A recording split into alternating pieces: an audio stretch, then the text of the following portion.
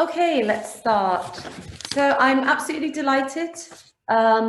We have Dr. Madhu Sarin here today to speak about the India's Forest Rights Act 2006 and many, many years of being an activist.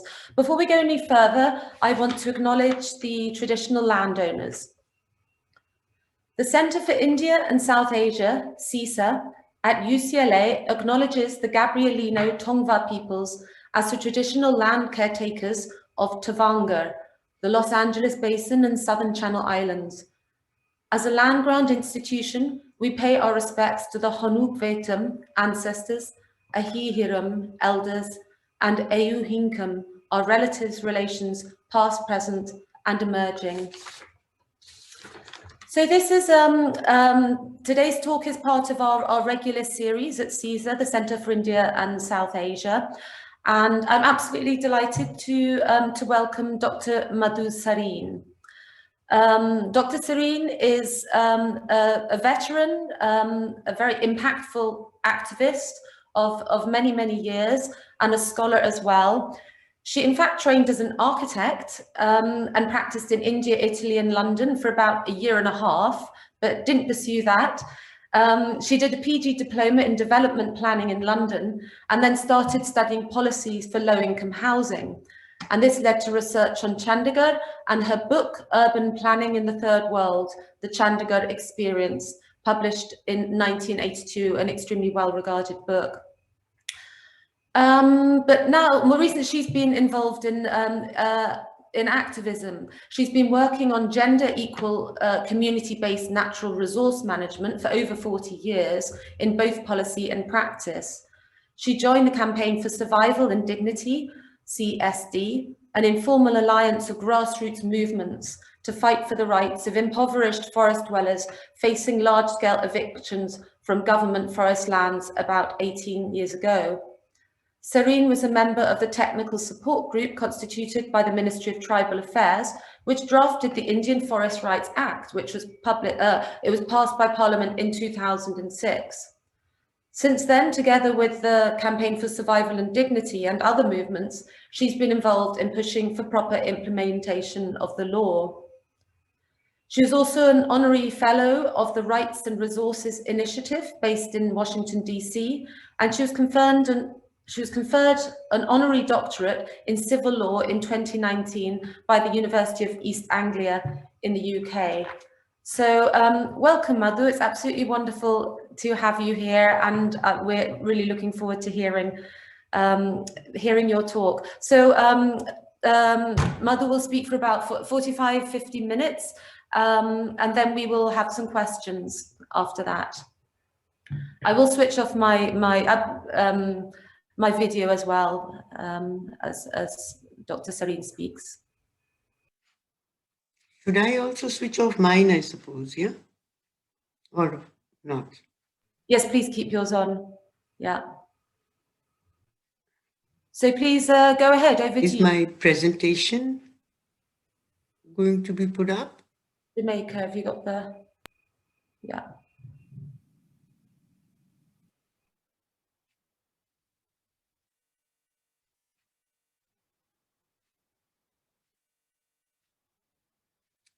Okay. Should I start? Yes, please. Okay. Right. So I'm going to talk about the Indian Forest Rights Act. I was involved with the drafting of the law and the movement which led to the act being passed by Parliament, by the Indian Parliament. Can we have the next slide? I mean, I've titled the talk as Righting a Historical Wrong.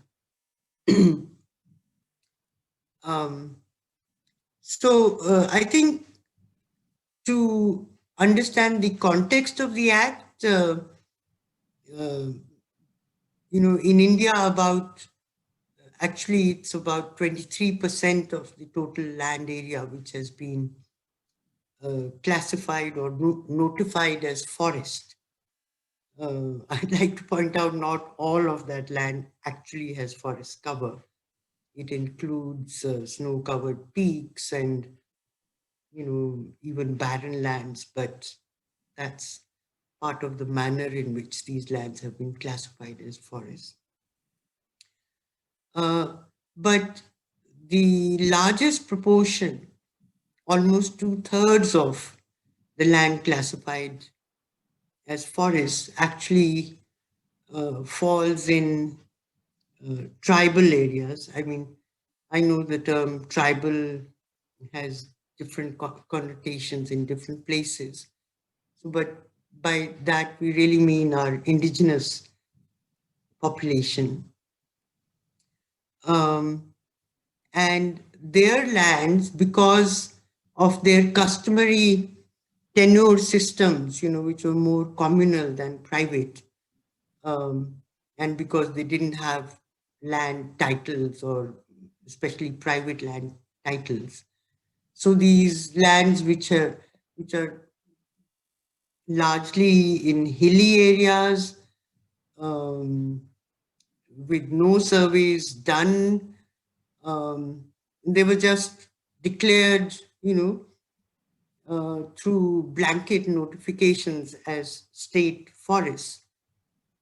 They were without any recognition of the rights of the people who were either occupying or dependent on those lands.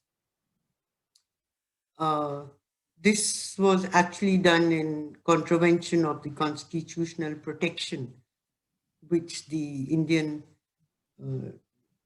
indigenous population enjoys, as well as the procedures under the Indian Forest Act, which governs, the process by which lands are notified as forests. Next, please. So essentially what are known as state forests in India are really, consist of appropriated customary forested landscapes, which the process was started during the British period when the British were ruling India, and was continued after independence. And an estimated 200 to 250 million forest dwellers got deprived of their resource rights in the process. A large number of these people who were really the indigenous, the inhabitants of their ancestral lands, got classified as encroachers on so-called government forests due to their rights not being recognized. Next, please. And this, one needs to see this in the context of the Indian forest and wildlife laws, which are actually very powerful acts. There's the Colonial Indian Forest Act of 1927, under which the government can notify any so-called wasteland, as a state forest, although there is some mention of settling the pre-existing rights, but in the majority of cases, this is just not done. Then there is the Wildlife Protection Act of 1972, under which any area can be notified as a wildlife sanctuary or a national park. Again, in these protected areas, there is very poor recognition of the rights, if at all, and people actually, in fact, the indigenous inhabitants end up being treated as illegal encroachers on their lands. And then we have the Forest Conservation Act, um, under which any land which has been notified as forest cannot be used for a non-forest purpose without getting a mandatory permission to change, from forest to non-forest use from the central government, which is not easy for most of the people, even for most government agencies. It's not easy. Next, please. Now, how did the Forest Rights Act come into being, or what led to, its being enacted?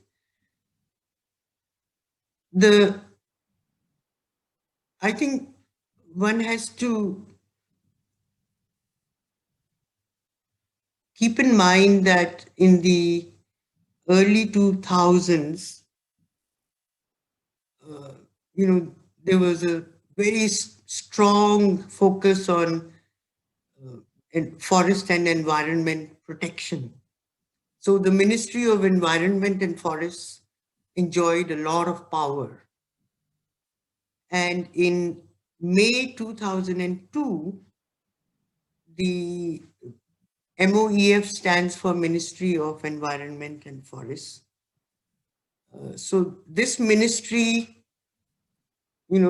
was feeling very empowered, and they issued an order saying that all encroachers on forest land, I mean, people who are living on forest land, but without any titles or, formal permission, despite, the majority of them being long-standing inhabitants of those lands, should be evicted by September 30th of that year. That is within less than 6 months. And the ministry cited concerns expressed by the Supreme Court of India, because at that time, environmental issues were receiving a lot of attention in the Supreme Court.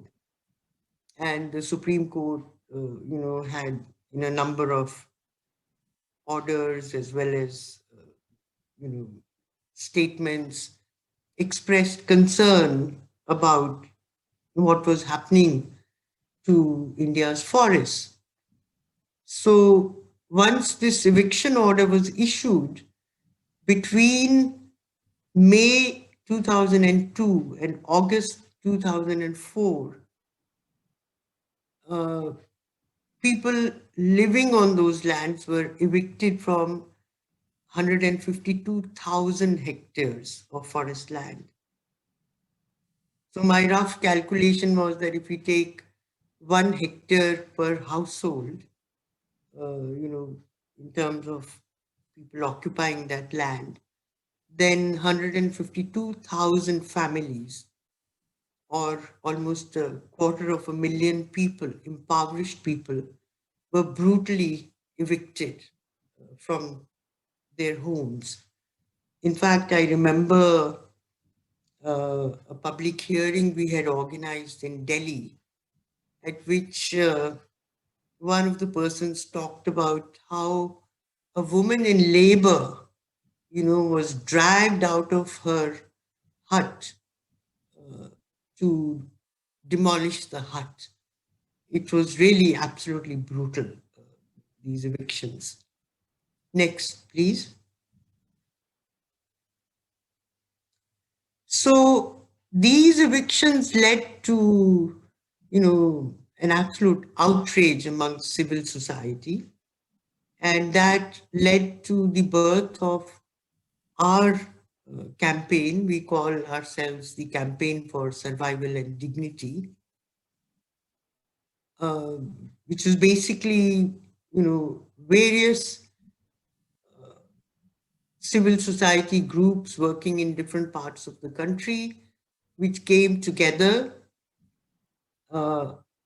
under this informal umbrella uh, platform of activists, academics, professionals, um, to fight for justice in the forest by demanding that these impoverished people who were being evicted so brutally had had a right to survive with dignity.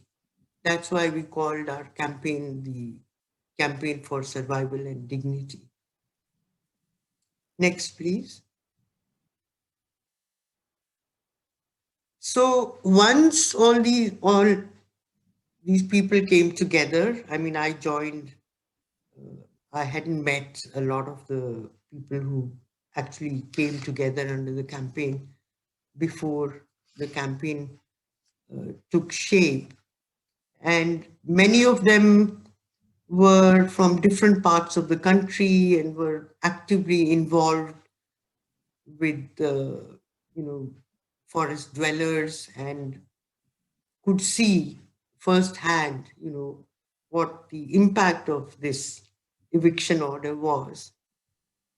So this led to uh, many protests, demonstrations, public hearings.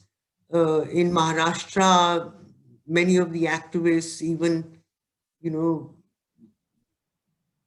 got imprisoned while protesting against these brutal evictions. Simultaneously,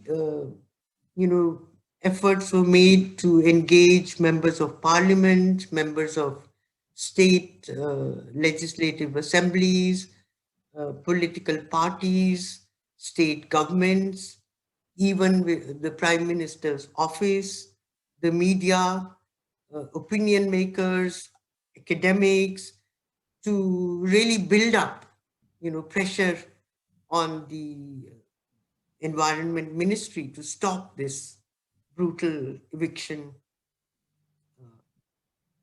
that they had started. And we had a national election in 2004.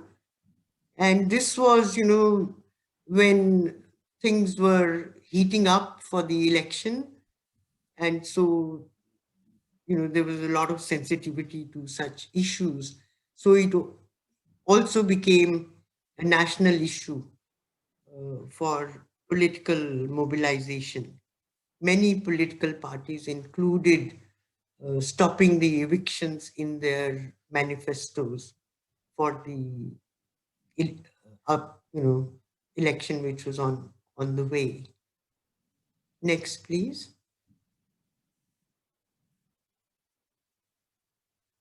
Now, once this outrage began and people from different parts of the country started coming together, sharing the conditions and situations in their respective areas, the picture which started emerging was that it was very easy for the Environment Ministry to call these people encroachers. But the fact was that the manner in which a lot of the lands have been classified as forest land also have huge anomalies. The very poor procedures and unsound premises have been used for assembling the National Forest Estate in India. And in fact, especially, when a lot of the tribal lands in tribal areas were classified as forests, these were really multifunctional, customary, communal lands which got misclassified as state forests in this whole process. And this led to serious conflicts, land use, tenurial conflicts, boundaries of the lands being notified as forest lands were unclear. There were jurisdictional disputes between different departments as well as with communities. For example, a lot of this land is actually, under the jurisdiction of the revenue department. And yet the forest department was going around trying to evict people from there simply because the land had some forest cover. So, even the revenue department was upset with the forest department for the manner in which it was undertaking this process. And what started happening was that, by classifying lands of multiple different uses and categories as forest land, what was actually being done was that totally inappropriate management objectives started being imposed on customary non-forest lands declared state forests by sweeping notifications. So this, of course, created huge problems and conflicts inevitably. Next, please.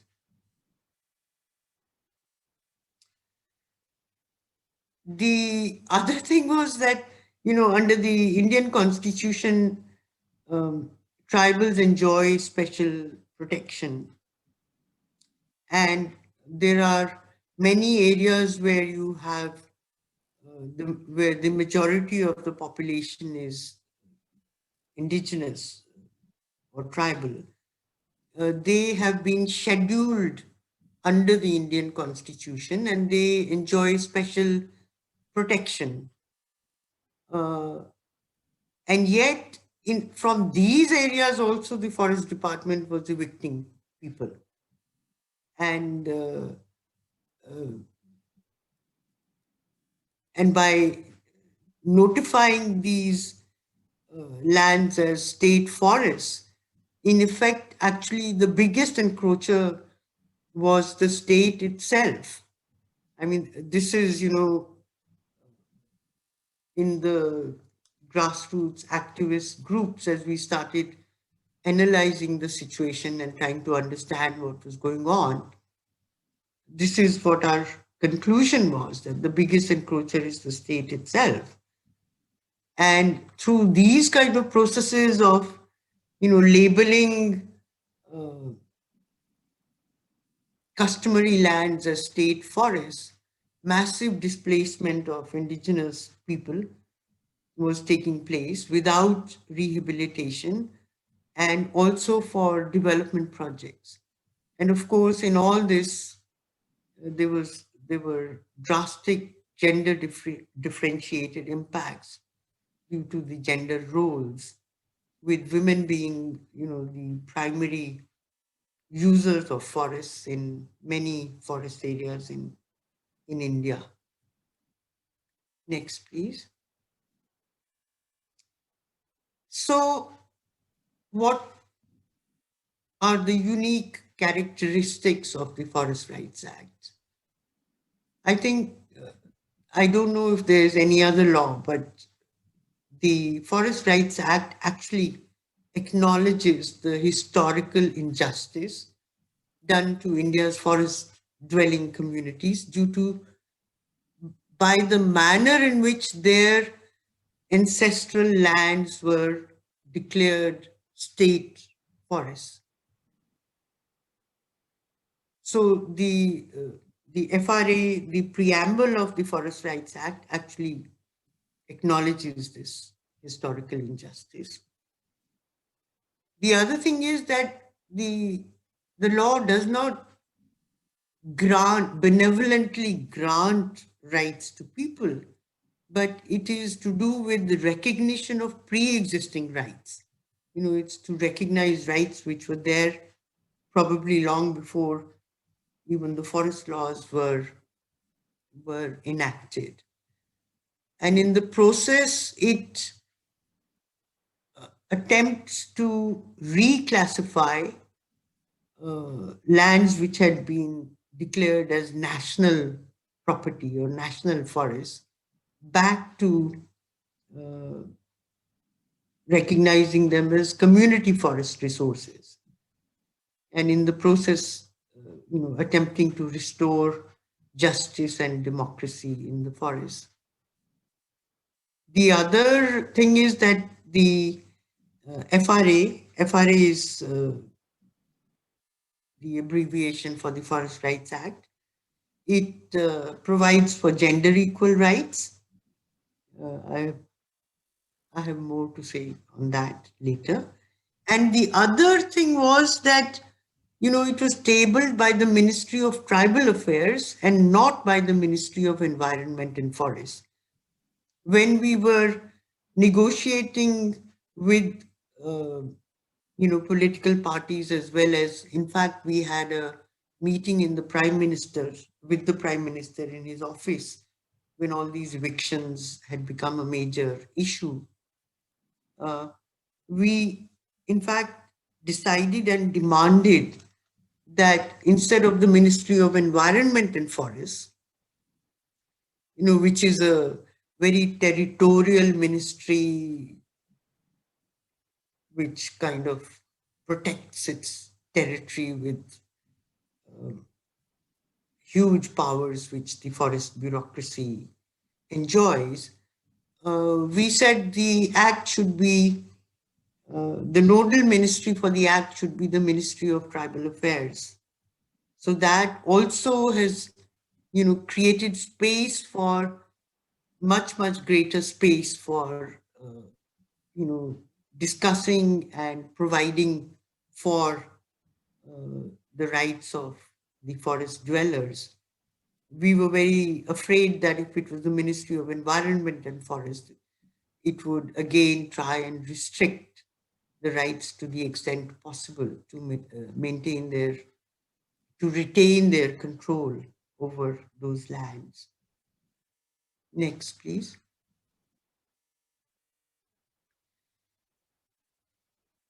The Act actually attempts to democratize forest governance. While recognizing rights, the rights include the responsibilities and authority for sustainable use, conservation of biodiversity, and maintenance of ecological balance. The Act also, in its preamble, talks about, its objective being to strengthen the conservation regime while ensuring livelihood and food security. If you look at most of the forest laws, they don't talk about people or livelihoods almost at all. But this one, gives special attention to ensuring livelihood and food security, and to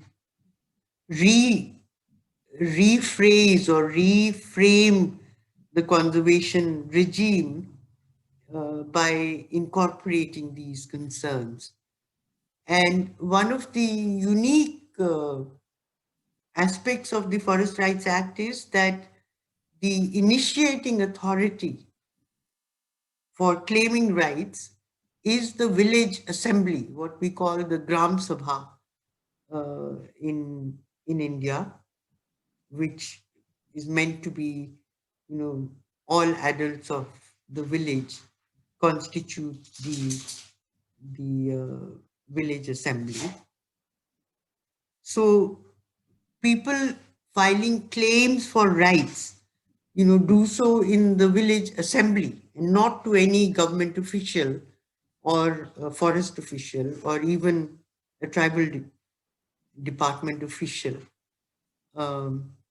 So that's quite a unique, I don't know of any other law which provides for this, where, the claim for rights is placed in the village assembly, and if the village assembly approves it, it gets sanctified or accepted or rejected So, there's a built-in mechanism where false claims, which happens in many other government schemes, where one or more official is in charge, you go and bribe the person and get what is not really your legal due.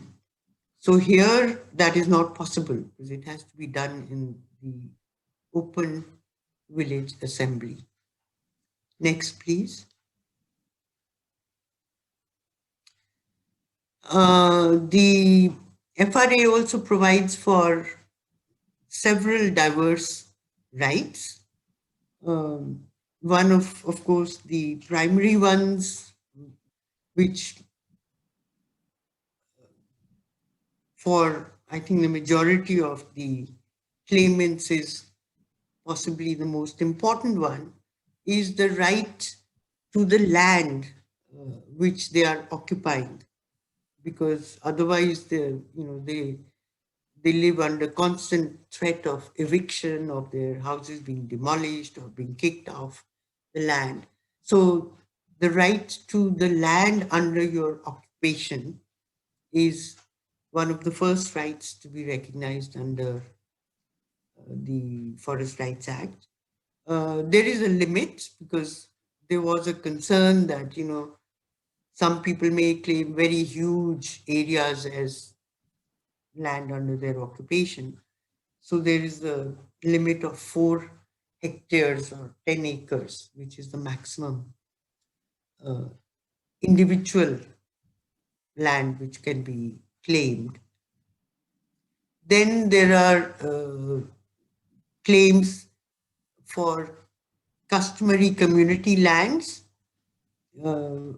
used for, usufruct rights for collecting minor forest produce, grazing, and such other livelihood needs common in village situations. Then one of the most important rights is the right to protect, regenerate, conserve, or manage community forest resources for sustainable use. Through this right, in a sense, the authority of the forest department, on these claimed lands shifts to the community. And that's how, it kind of democratizes the forest conservation and management regime. Then, as I already said, rights over non-timber forest produce. And, we have a very funny classification. PVTG stands for particularly vulnerable tribal groups. It's a strange Indian classification, but it refers to tribal communities who tend to be rather small, but unique, and with often,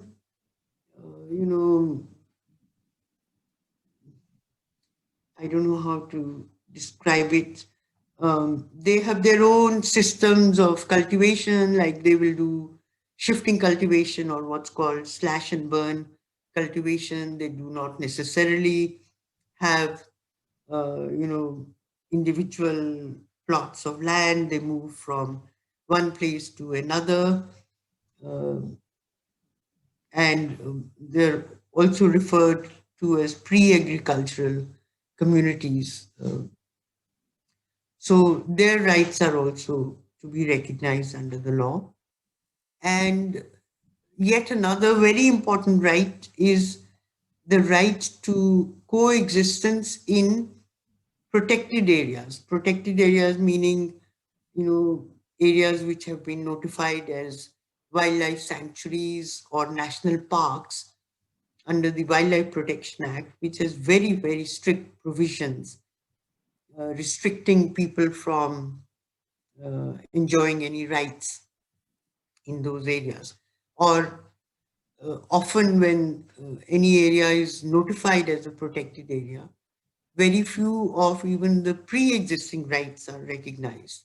But through the FRA, these, it kind of recognizes these pre-existing rights, even in protected areas. And also they uh, are, they have the right to free, prior, informed consent before being asked to relocate from a particular forest area. Next, please. As I said, the FRA provides for gender equal rights. So with this, we gave special attention to recognition of women's rights and their participation in decision making. So all land titles given under the FRA have to be in the joint names of both spouses or in the name of the single household head, whoever is actually in occupation of the land. The community rights are in the name of all resident adults, men as well as women. Then, for implementation of the law, even for receiving claims, a forest rights committee has to be elected by the village assembly. For in such committees, there is a mandatory requirement that at least 1/3 of the members must be women. And any other committees which may need to be set up must have at least minimum 1/3 women's representation. Similarly, the Gram Sabha is the village assembly. So whenever there is a village assembly where people collectively take a decision or something, then under the law, the requirement is the minimum quorum has to be, I think, 50% of the total adults of the village. But under the FRA, the requirement is that in the quorum, at least 1/3 of those present must be women, to ensure that women have equal access to, or at least not equal, it's minimum 1/3. The ideal is at least 50%, but they have access to the decision-making forum. Next, please. So in lots of ways, the FRA represents the largest forest tenure reform and forest tenure and governance reform in the country, because there doesn't seem to have been any other such law which impacts such a large population. At least 150 million people in 170,000 villages, including almost 90 million Adivasi or tribal citizens, stand to benefit from the recognition of their rights under this law. And of course, the expectation was and is proving to be correct, that it will secure livelihoods, regenerate forests, and mitigate climate change. There hasn't been any systematic study of that, but a number of case studies indicates that once rights are recognized, how the forest is much, much better looked after, it regenerates and starts providing a whole range of benefits to the local community in strengthening livelihoods through access to non-timber forest produce, a lot of which is processed, like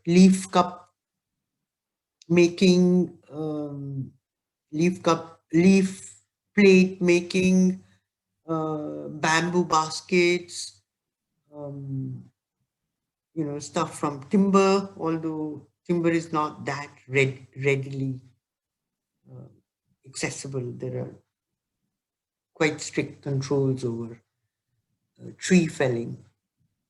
Next, please. So where have we got to till now? Almost 2 million individual forest rights have been recognized over 1.7 million hectares. So that would mean 2 million if you take, say, 5 persons per household. That's almost 10 million people. Then community rights have been recognized. 76,384 community rights have been recognized over 3.56 million hectares. So the combined total of these two, the individual and community forest rights, comes to 5.26 million hectares, which is about 13% of the 40 million hectares of forest area in the country. Thus, 14 years after the FRA came into force, rights have been recognized over only 13% of the potential area.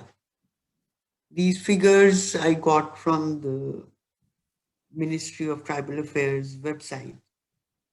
I'm not very sure how accurate they are because the systems of data gathering are not very sophisticated.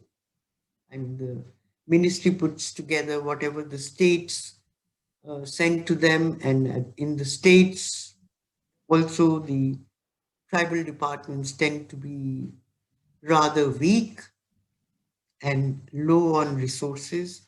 So one has to,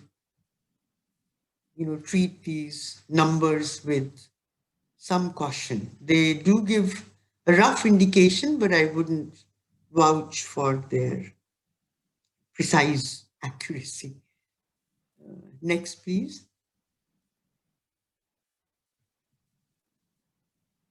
So, in addition to the recognition of rights, there are other dimensions of the Act. For example, when forest land is needed for any other use, there is a provision in the Act that no forest land can be diverted for any non-forest use without first recognizing the rights over it. So after that, if it is diverted for any other use or acquired by any other agency, then at least the right holders can be compensated, or their free prior informed consent has to be taken. So this provides an additional protection and tenurial security to the occupants of forest land. Also, even if some people have to be evicted from forest land, no eviction can take place till the rights recognition process has been completed. So those who are eligible for rights and whose rights are recognized, of course, cannot be evicted, or they would need to be compensated if they have to be relocated. But those who are illegally occupying forest land, of course, would face eviction.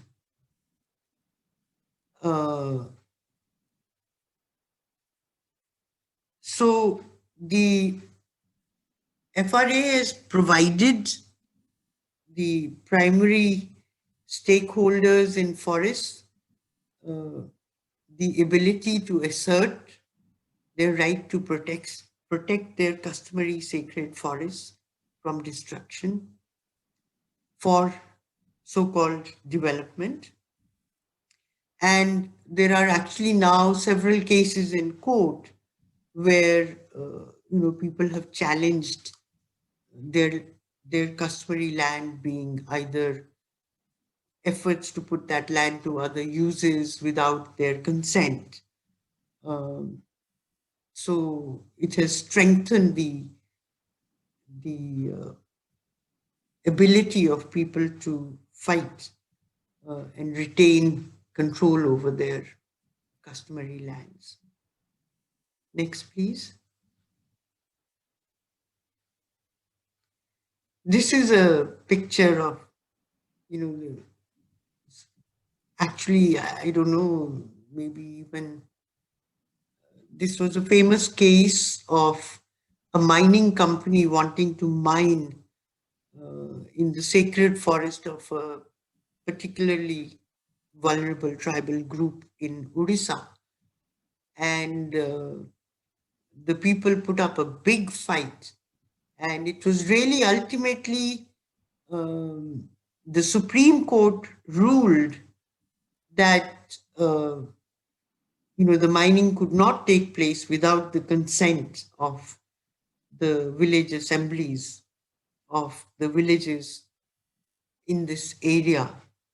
And this was a big meeting where they all got together, and ultimately their sacred forest was saved, and they used the Forest Rights Act.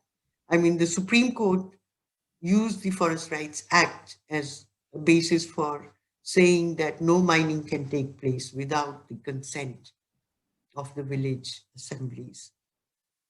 Next, please. This is another case of a tiger reserve in Karnataka, where, normally in protected areas, people have no rights, or if the forest department could have its way, they would throw all the people out for so-called protection of wildlife. But here, for example, in this tiger reserve, this Soliga tribal community has been living for generations, and they have coexisted with tigers. In fact, they worship the tiger. And the forest department wanted to evict them and move them out of that because they had notified this area as a tiger reserve. But then the people fought back, and again, with the help of the Forest Rights Act, all these community forest right titles were recognized, and the local communities got together and prepared a community-based wildlife tiger conservation plan. And from the last I heard about this case was that the tiger numbers had doubled in the reserve without the people moving out. And, so this notion that to protect tigers, you have to throw people out,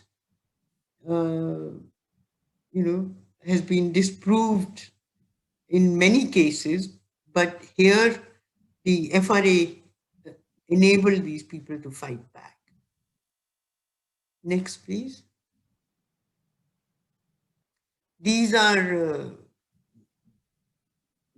another couple of cases. Actually, the one on the left is the same of that Niyamgiri forest, which I'd shown earlier, where the people fought and protected their hill from mining. And on the right side is a grazier community, which has been, they have claimed rights over 2,500 square kilometers of grasslands in the Kutch region of Gujarat, because that has been their traditional area and their indigenous breed of cattle has always grazed there. And again, this area was declared a forest area under the law, and the forest department, of course, doesn't like grazing in its forest areas because they think that grazing is bad for forests. But these people were able to fight back, and because this was actually a grassland, which has been notified as a forest, but they were able to protect their right to stay in this area and continue with raising their cattle there. Next, please. How am I doing for time? You have been speaking about 50 minutes. Oh, 50. 50, yes. Oh God. Okay, I'll try and hurry up, I think. So these are just pictures of communities of just examples of people sitting together and figuring out how to conserve their forests. Next, please. Okay, now I just quickly look at some of the challenges and some emerging threats. I think one problem we've had is that implementation of the FRA has been rather uneven. In some states, it has been very good. In other states, it's been very poor. There are some states where there has been no implementation at all. It depends a lot on the state governments and how strong, the local communities are. There's also this problem of poor information dissemination about the FRA among the villagers, particularly among village women. So, when they are not well informed about their rights, they don't claim them. Then there are these problems of, village assemblies not being convened with the required quorum and full women's participation. Gender disaggregated data is not available by and large. Next, please. Then there is this problem of the forest department. The FRA has reduced their authority to a considerable extent, but despite lacking it, they do have a say in the recognition of rights. There's a committee of 3 officials and 3 elected representatives which have to approve or reject claims. So, which includes a representative of the forest department. So wherever they are able to get the chance, they try and illegally reject claims. The forest department also continues to treat the Indian Forest Act of 1927 as overriding the FRA. So there's a constant battle between communities and the forest department, and sometimes between the tribal and forest departments. There is also the problem that in most mineral-rich areas, there is very poor recognition of rights, partly because the state governments don't want the mining to get hindered by recognition of uh, rights in those areas. And there is, of course, uh, fraudulent use of free prior informed consent of village assemblies. You rig up a wrong, a fake consent uh, thing of the assembly to actually divert the forest for other uses. Next, please. Uh, which are the forces against the FRA? The strongest resistance continues to be from the forest bureaucracy because they see it as a threat to their power. Then there are elite urban wildlife conservationists who at one time they had converted, this battle for the FRA when we were fighting for the FRA.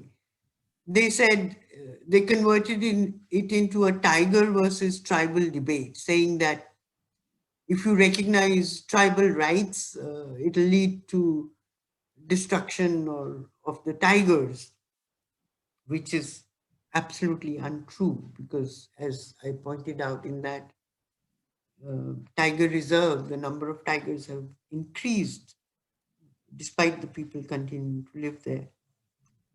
And of course, the corporate interests behind many of these forces. Next, please. I won't go into these. I mean, I just listed, there are a number of policies and laws which undermine the FRA. And it is a constant battle to look at, to see how to deal with that. But that battle continues. Next, please. Yeah, now, we've got this latest threat from the Supreme Court some wildlife organizations filed a petition in the Supreme Court challenging the constitutional validity of the FRA,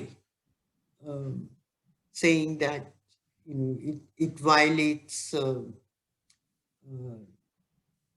the right to the environment, people's right to the environment, etc., etc. They used a number of such grounds. And due to the poor defense put up by especially the tribal ministry in Delhi, the court actually ordered the eviction of 1.7 million claimants whose claims had been rejected. Now, the thing is that a lot of these rejections are, people can file appeals. Many of the rejections are faulty, and a rejection does not necessarily mean that the claimant doesn't have a claim. You have to go through a long process before you can reach that conclusion. So then, due to mass protests across the country against the Supreme Court order, this eviction order was suspended, also recognizing that many of the rejections were faulty, and rejection cannot be equated with eviction.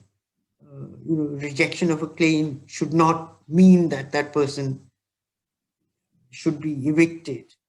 So this, for the moment, it's quiet. I think nothing much is happening on that front. Next, please. So Looking ahead, the FRA has been a historical milestone in mainstreaming environmental justice and forest conservation by recognizing customary rights.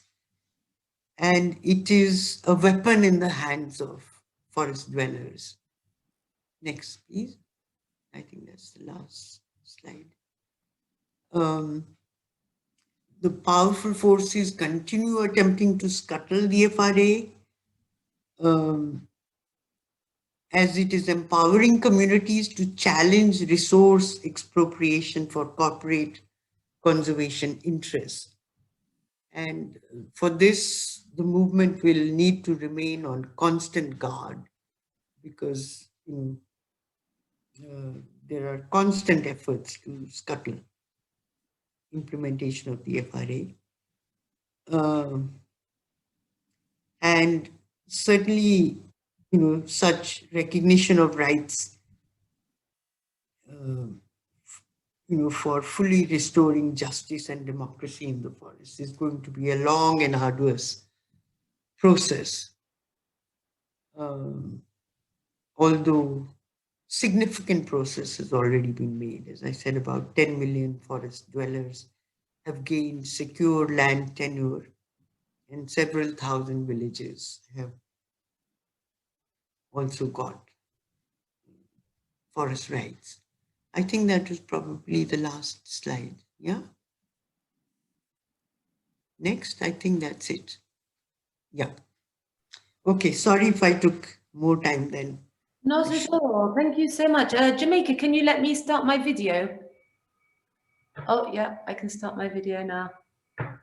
Thank you so much. That was absolutely fascinating. I learned so much. I'm sort of kind of stunned by some of the figures, and also the scale of achievement. And anyway, there are a million things I could ask you, but I can see some questions in the Q&A box. Yeah. So, would people like to? If people would like to speak their claim, their questions, we can mic you up, as it were. So, Betty Olson-Jones, there's a question here, two questions, and then one after from Gabriel Suchodolski. So, Betty, if you'd like to speak, we can. Jamaica, can you get her? Allow her to switch the mic on. Or otherwise I can just, yeah, that's fine. And let her put her camera on if she wishes. Perfect.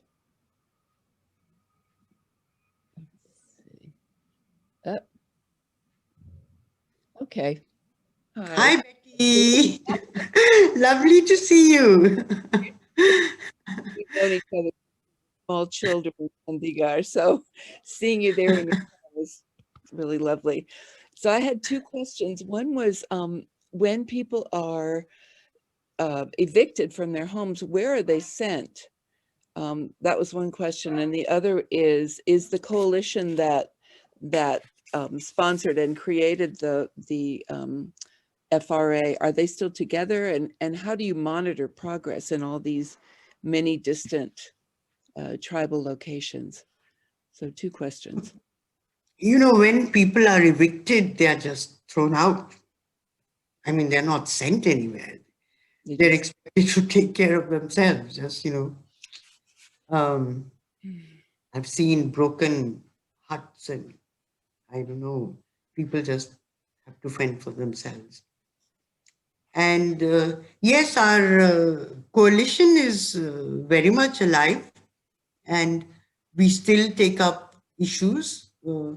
And if there is a crisis anywhere, everyone comes together, and we then lobby with the ministry or the state government, whichever is required.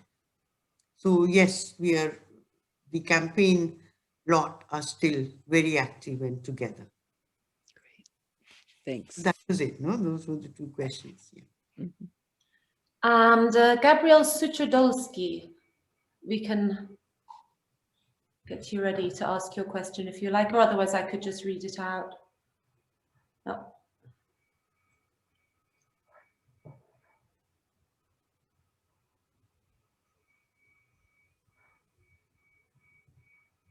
You should be able to unmute yourself, yeah, and switch it Oh, on. yeah. Hi. Hi. Hi. Thanks for the great presentation.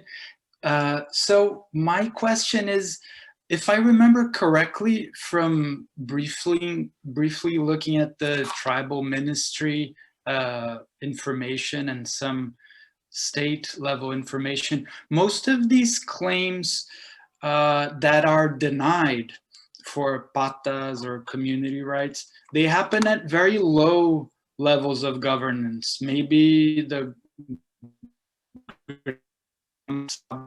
for a district level assembly. And do you know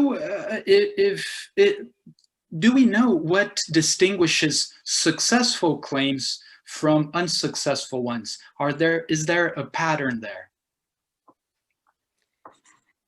I think the pattern is really, there are some areas or really some officials, who are anti-recognition of rights.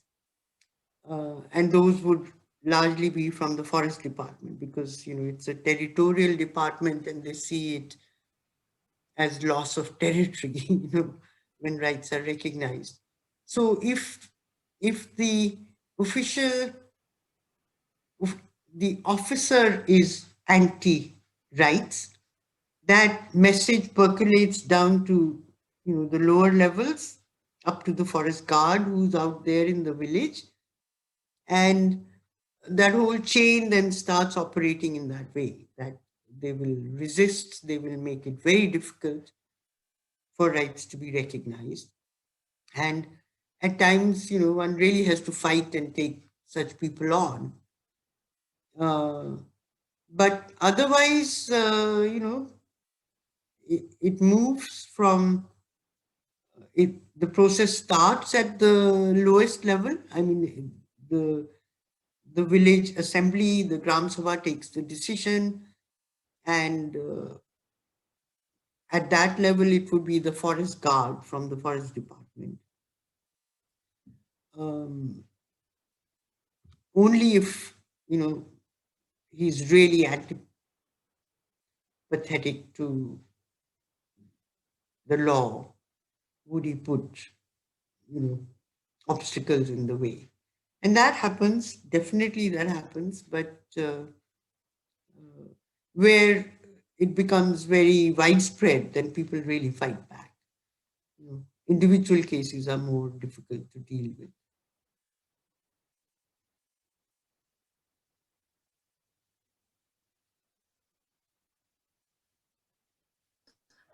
We have a question from Behrouz Shroff, who is just coming up. Hopefully able to unmute and get a camera on. Yeah. Oh, you're muted. Thank you very much, Dr. Sarin, for your wonderful talk. I have been following the Forest Rights Act with regard to the Siddhi communities of Karnataka. Oh, yeah, okay. And I don't know if you are aware much about the Siddhi communities of Karnataka and their long fight to, first of all, gain scheduled tribe status and then gradually gain control over their ability to go back to their livelihoods as forest dwellers who collect minor produce like honey or pepper and make things out of bamboo. Right. If you would like to address that. No, I mean, I'm aware of that case, but I don't know the details. I've heard about it. Yeah, it's a small community, so Yeah. they go unrecognized and they're not part of the census in terms of them being Christian or them being African descended, and they just are scheduled tribe. And in Gujarat too, some of them are scheduled tribe, and they live in the Gir areas, like in the Jammu areas of Gir. So just wanted to add, but I loved your presentation. Thank you so much for your good work. Thank you. We have a question from Vijay Patil, who is coming up. A question about development.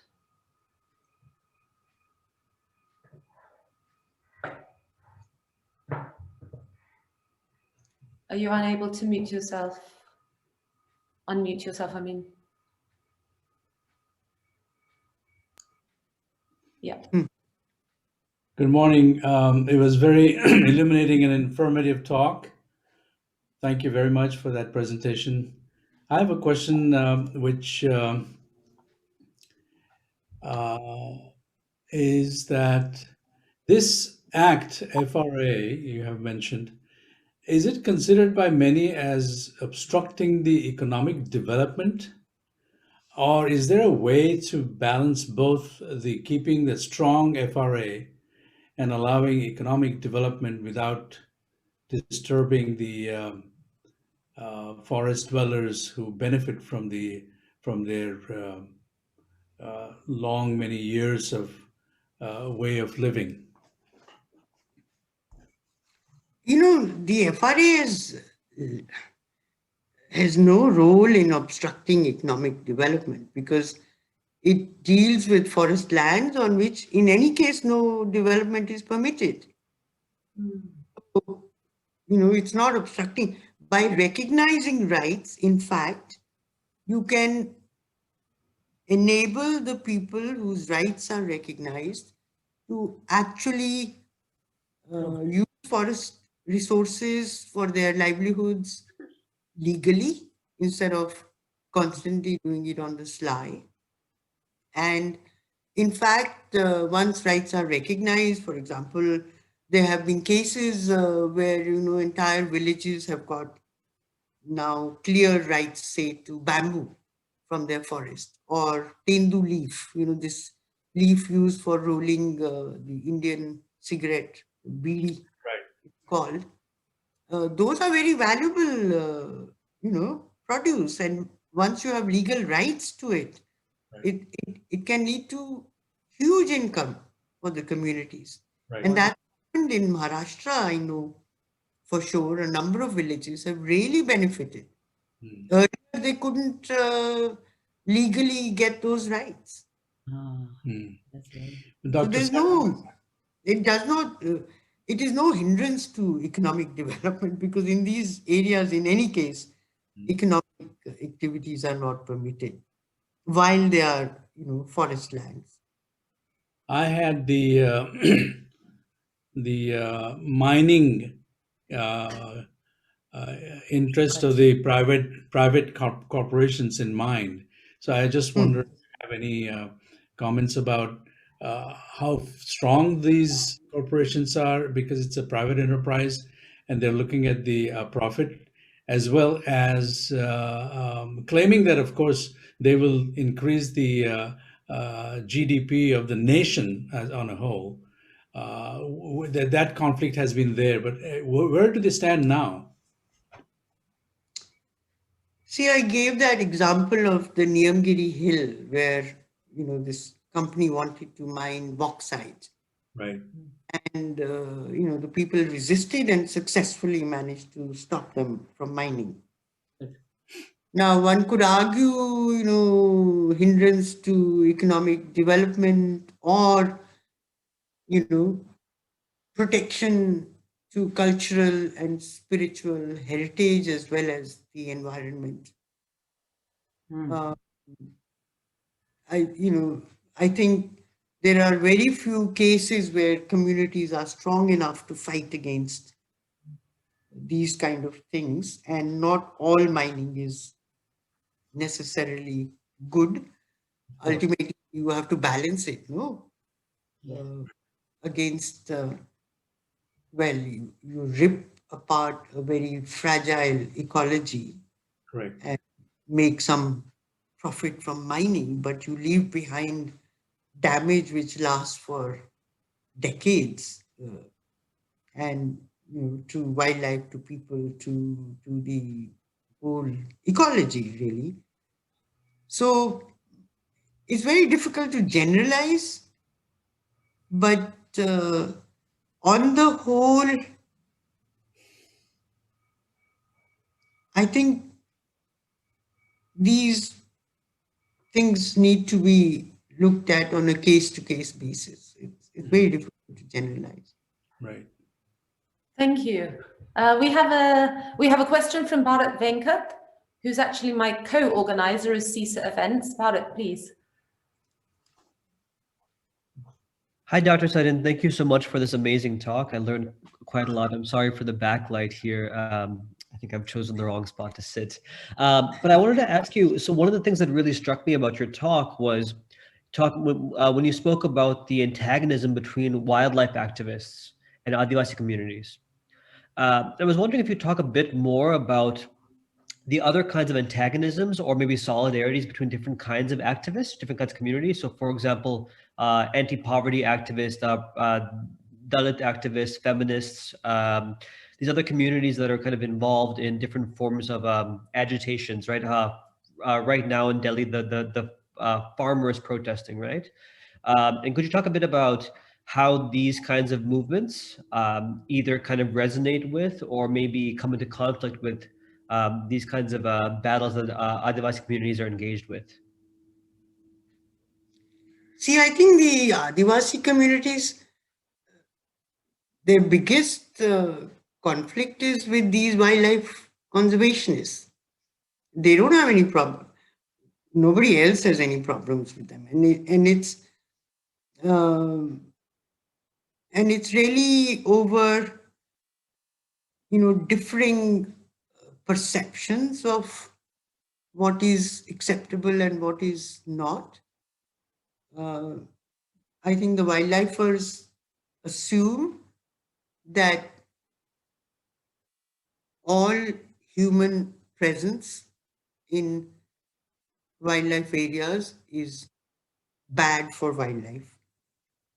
But they overlook the fact that people have always coexisted with wildlife.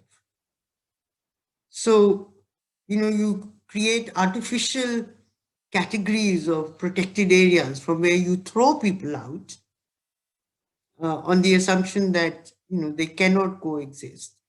And then you look around carefully and you find, for example, in that very example that I shared of the Biligiri Tiger Reserve in Karnataka, they did want to throw the people out, but they are continuing to live there and the number of tigers have doubled. So there are a lot of assumptions, which need to be questioned and re-examined. It may not apply in all cases. I'm sure not all communities can coexist with tigers, but where they have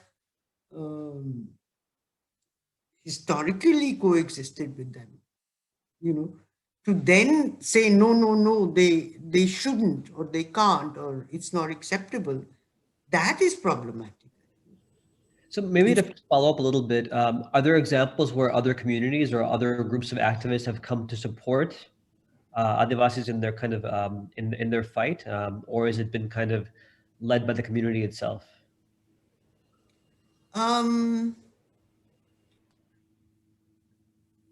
I'm trying to think. I mean,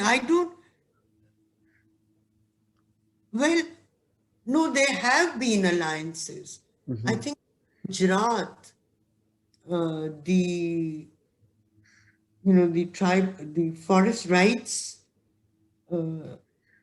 struggle was combined with another group struggling for something. They combined forces. Mm-hmm. I'm trying to remember which this other group was, and they made it into a joint thing, mutually supportive. But in other areas, I don't think, other than the wildfires or the forest department, I don't think people have any problems with the Adivasi communities and their relationship with the forest or the corporate interests, of course. They'd like to get rid of these people where they, where there's valuable minerals under the ground or whatever. But by and large, I don't think there are major conflicts with other communities. Such. Great. Thank you so much. And Akhil Gupta has a question. Akhil. Hello, thanks for the wonderful talk. I was wondering if what the role of the people who are professionals who study indigenous communities and tribal groups is. In other words, what role, if any, have Indian anthropologists played in this? You can see, for example, in Brazil, that anthropologists play a very important role in advocating for indigenous communities. And I was just wondering if you had similar, if you observe anything similar in the Indian context. So that's one question. And my second question had to do with specifically the role of mining companies in the last decade, because as you know, mining rights were sold to a lot of different companies, some of them multinationals, in the early 2000s, if I remember correctly, sometime between 2000 and 2005. But very little of those rights, mining rights, were actualized. So companies didn't actually move in and start doing the mining. But now they want to, and they have a government in power that is supportive of their efforts. So what's happening in terms of any movement there, or what's going on? Could you tell us more about that?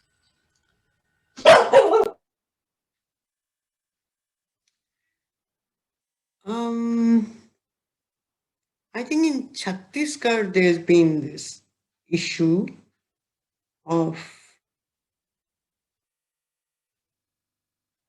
in fact, mining rights having been given to a company and the local communities protesting very vehemently against that. And I don't think that's fully resolved yet. I don't know where it's going to lead to. And it depends again on, the government in power. I think at the moment, there's a Congress government which is more supportive of tribal rights. So it won't be that easy for the mining company. But with the change in government, you don't know what happens next. What was your first question? It had to do with the role of anthropologists in... Oh, yeah, right. Yeah, okay, sorry. In our campaign, we don't have any anthropologists. And I've not really come across, I'm sure there are studies, but related to the FRA, I've not come across.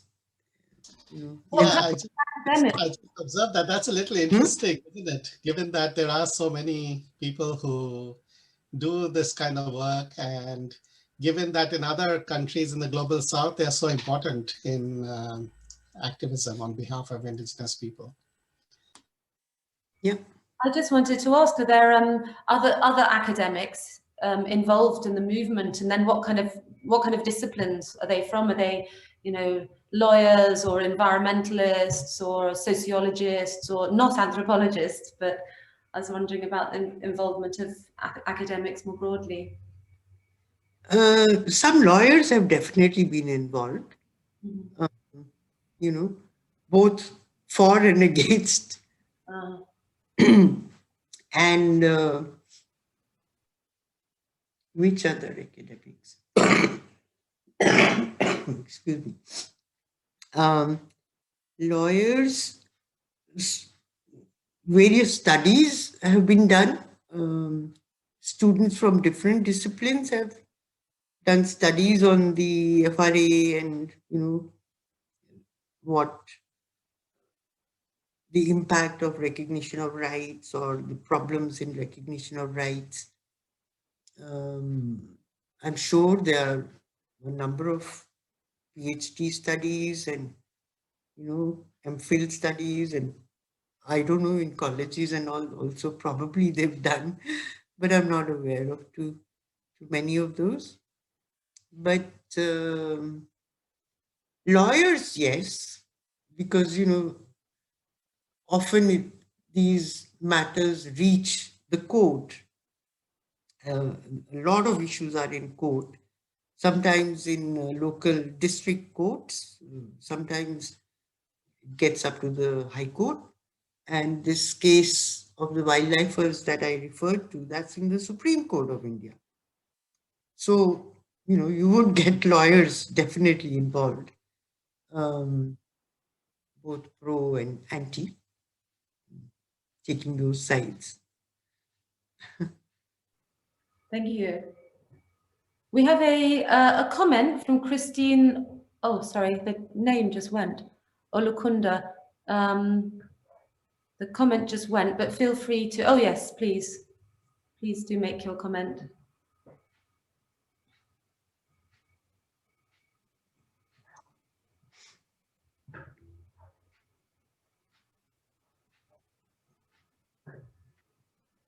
Are you able to unmute?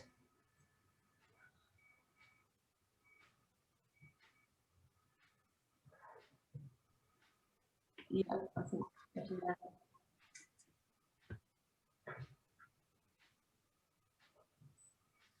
Hello, everyone.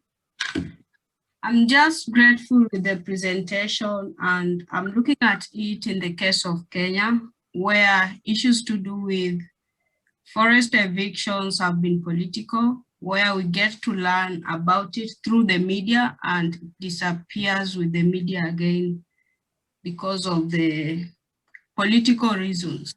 And I've been involved in one of the communities in Western Kenya, that is Mount Elgon region, which has more political instability issues. And whenever eviction issues come up, it's so tensed. So we try to do it our way. We make the arrangements that work. And I'm just getting that it's a long way to go. It's about understanding the stakeholders, that the key stakeholders involved, the strategies that are supposed to be put in place. So I don't regret joining the webinar at this time. I've learned a lot, and I think I'll be in a better position to give some advice when participating in those forums. Thank you. Thank you. So I'm just thinking we should probably wrap up. It is now 1 a.m. in India. Yeah. So we should probably let Dr. Sarin go. But thank you so much. That was wonderful. It really was an eye-opener. I learned absolutely tons. And thank you so much. I mean, absolutely amazing work. And thank you for coming to us to talk to us, or zooming into us. Most welcome. And good luck with it. I will be looking for updates, and it's absolutely incredible. I mean, incredible milestone for an Indigenous community. I mean, yeah. So thank you so much.